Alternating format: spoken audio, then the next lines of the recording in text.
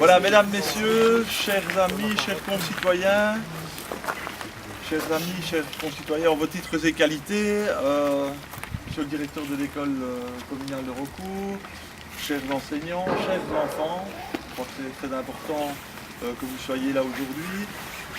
Bienvenue aux représentants du comité de quartier de Raucourt, aux représentants des associations patriotiques, aux représentants des comités socialistes roucourtois.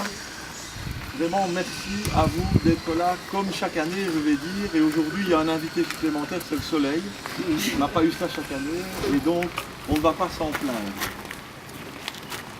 Voilà, donc merci d'avoir répondu à l'appel de présence et action culturelle pour cette célébration de l'armistice du 11 novembre 1918. Au sortir des deux grandes guerres mondiales, en Wallonie mais aussi partout ailleurs, villes et villages se sont couverts de monuments aux morts. Mouvements commémoratifs pour des événements hors du commun. Ces monuments témoignent de la volonté de toujours garder en mémoire ces guerres. Liège ne fait pas exception.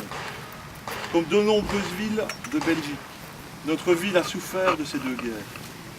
Nombreux sont donc les monuments, les témoignages, les écrits, les documents, les images et les photos, dont le but est de conserver une représentation collective au sein des nouvelles générations. Ce sont en définitive les derniers témoignages d'une époque lointaine que nous nous devons de transmettre encore et encore. Plus de 60 ans après la fin du dernier conflit mondial, nous vivons dans la liberté, le confort, le modernisme, le matérialisme. Serions-nous capables d'endurer ce qu'ont vécu nos aînés avec tant de courage et d'abnégation? La réponse serait probablement négative. Observer une minute de silence en hommage à nos morts est une bonne chose. En parler, c'est encore mieux. Notre ami le regretté Paul Brusson, disparu l'an dernier, en parlait mieux que quiconque. Ce grand défenseur de la démocratie et de la liberté s'est dès le début de la Seconde Guerre engagé dans la résistance, au sein du mouvement Solidarité, du Front de l'Indépendance, où il fit preuve d'une importante activité. Ce qui lui vaudra d'être arrêté par la Gestapo le 28 avril 1942, à la veille de ses 21 ans. Il fut déporté dans les camps de Mauthausen, Struthof et Dachau, où il survivra 26 mois. Marqué par les terribles événements auxquels il a été confronté pendant la guerre, Paul Brusson a décidé de consacrer une part importante de son temps au travail de mémoire, vis-à-vis principalement des jeunes générations. Il a ainsi accompagné de nombreux groupes d'élèves dans les camps de concentration nazis. Paul était un témoin, mais pas un témoin qui se limite à raconter. Il voulait aussi convaincre et mobiliser. Il a ainsi été l'un des fondateurs à Liège des territoires de la mémoire. Il aura accompli sa mission d'éducation jusqu'au bout, perpétuellement soucieux de passer le flambeau aux plus jeunes.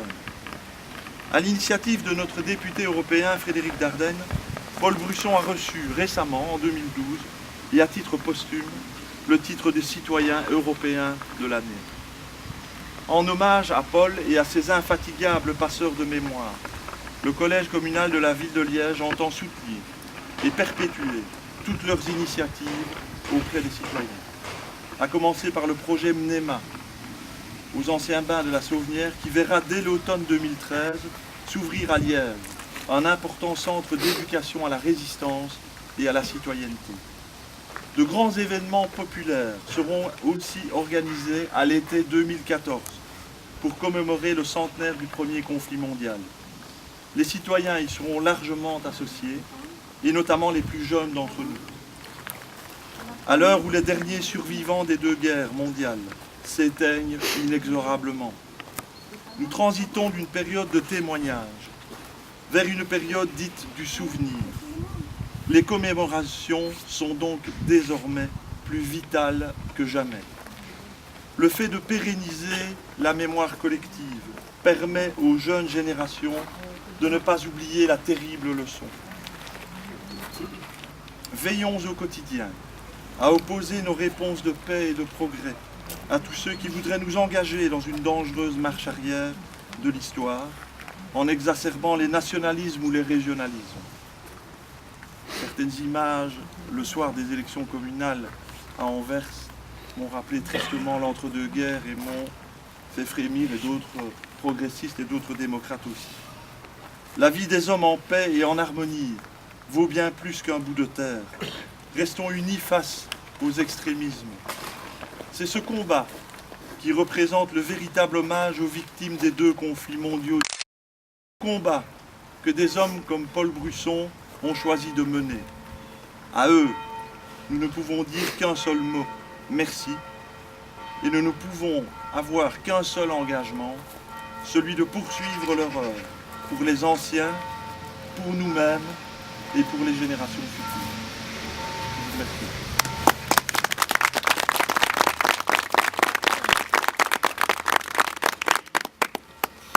Alors maintenant, nous allons avoir la lecture d'un poème sur la thématique de la guerre et de la folie meurtrière qui va nous être lu par un groupe d'enfants de l'école communale.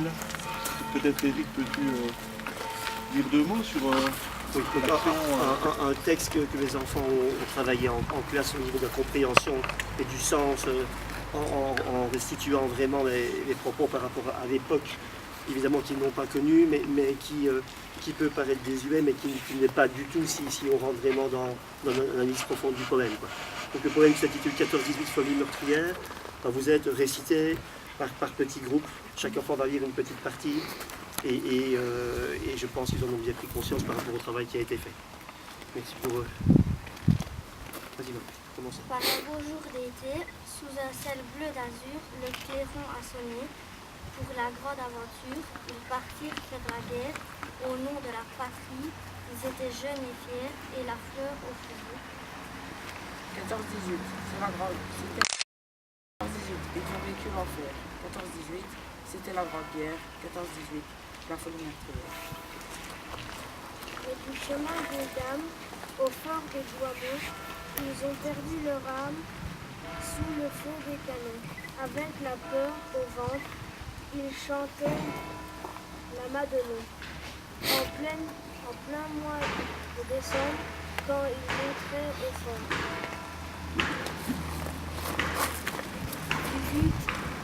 14-18, c'est la grande guerre. 14-18, ils ont vécu l'enfer.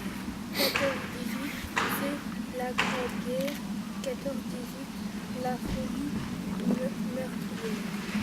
Ils tombaient à Nahar, fauchés par la mitraille, de la mare de Védurne au cœur de la bataille. Partout des trous de bombes, partout des trous d'obus, comme à la fin du monde, qui leur tombaient dessus. 14-18, c'était la grande guerre. 14-18, ils ont vécu l'enfer. 14-18, c'était la grande guerre. 14-18, la folie meurtrière. Ils ont pleuré le jour de l'armistice. Quand enfin, après un grand silence, les cloches de la paix dans le ciel de France se mirent à sonner. 14-18, c'était la grande guerre. 14-18, c'était la terre des terres. Mais cette grande guerre ne fut pas la dernière.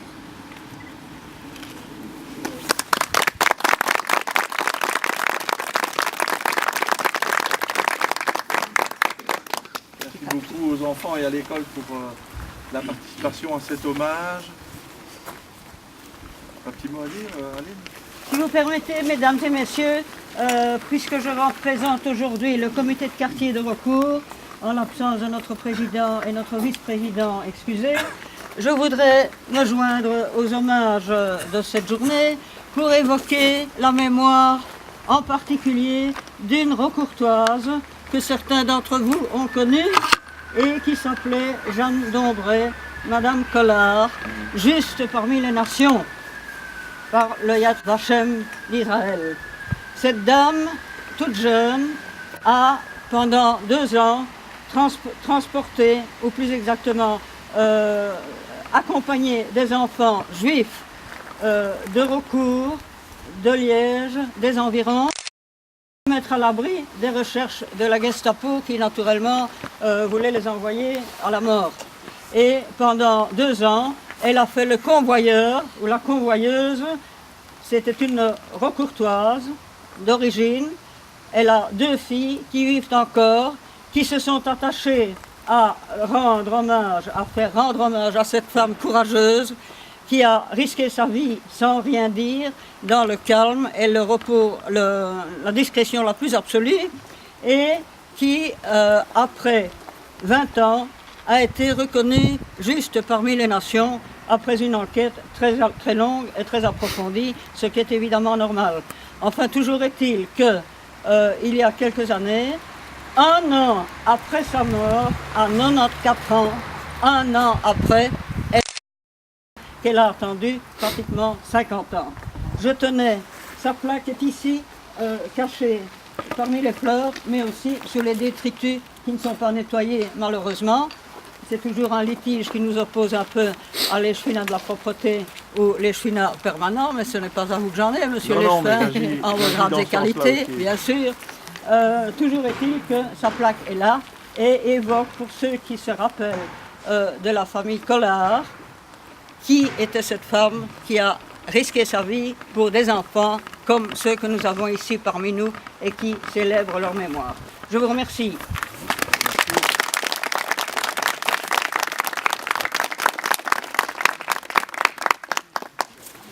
Donc,